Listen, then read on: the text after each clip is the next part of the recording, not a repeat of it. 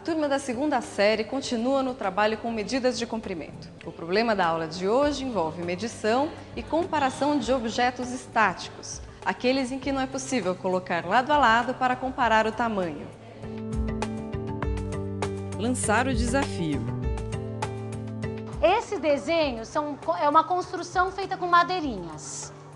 Vocês têm que pintar com a mesma cor as madeirinhas que tiverem o mesmo tamanho. A gente usa muitas vezes para medir esse procedimento de bater o olho. Então, às vezes eu vou arrumar um móvel na minha casa, eu sei dizer que aquele sofá cabe embaixo da janela só de bater o olho. Se eu tenho medidas um pouco mais próximas, como era o caso da atividade de hoje, o procedimento de bater o olho e dizer se é do mesmo tamanho já não é mais suficiente. Antes de colorir, eu quero que vocês me digam quantos lápis de cor vocês vão precisar, quantas cores vocês vão precisar. 5. Vai precisar de 5? Então anota aí, João, anota embaixo da tua folha que você vai precisar de 5. Quem não concordar com o João não precisa, olha bem. Antes de colorir, eles têm que antecipar quantas cores eles vão utilizar. Então eles comparam as madeirinhas que estão na mesma posição e concluem que elas têm o mesmo tamanho. E aí dizem que precisam usar 5 cores.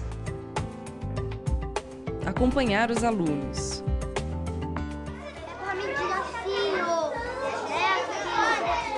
Madeirinhas que estão em pé têm o mesmo tamanho das madeirinhas que estão deitadas.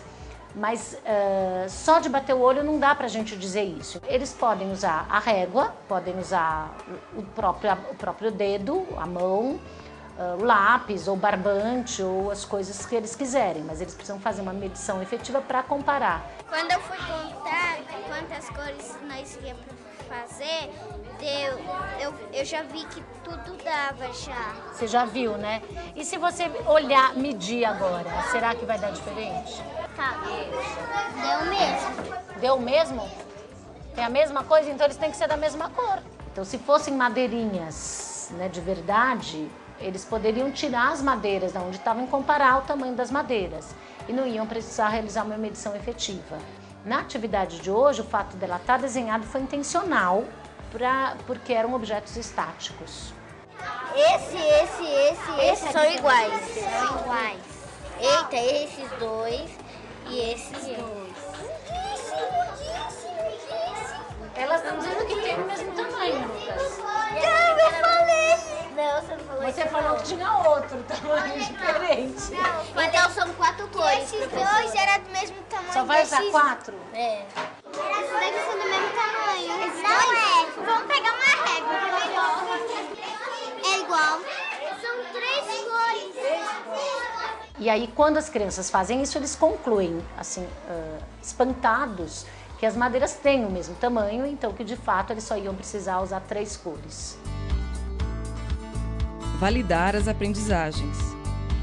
Vocês acharam que iam precisar de quantas cores? É 5 ou 6. Vocês acharam que iam precisar de 5 cores, é isso? O Matheus, ele usou 5 cores, não foi? Foi. Ó, ele mediu aqui, esse uma cor, 2, 3, 4, 5 cores.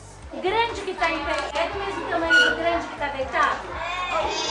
A tendência das crianças, no primeiro momento, quando elas descobrem que o procedimento que elas utilizaram de bater o olho não foi suficiente para estabelecer a medida de todas as madeiras, elas têm a tendência de descartar esse procedimento e de considerar ele errado. Então, é importante que o professor resgate esse procedimento como um procedimento válido, porque ele é válido, porém não o suficiente. Quando vocês falaram 5 cores, é que vocês, só de olhar, já sabiam, não é? As outras madeirinhas, só de olhar, dava para saber? Ou precisou medir? Eu olhei essas duas, aí eu vi que era já igual, que tem umas que já dá pra saber, tem umas que não. Tem umas que dá pra saber e tem umas que não. E aí, as que não, o que a gente precisa fazer, Daiane? A gente ou mede com barbante. Ou mede com barbante, ou Mede com a régua.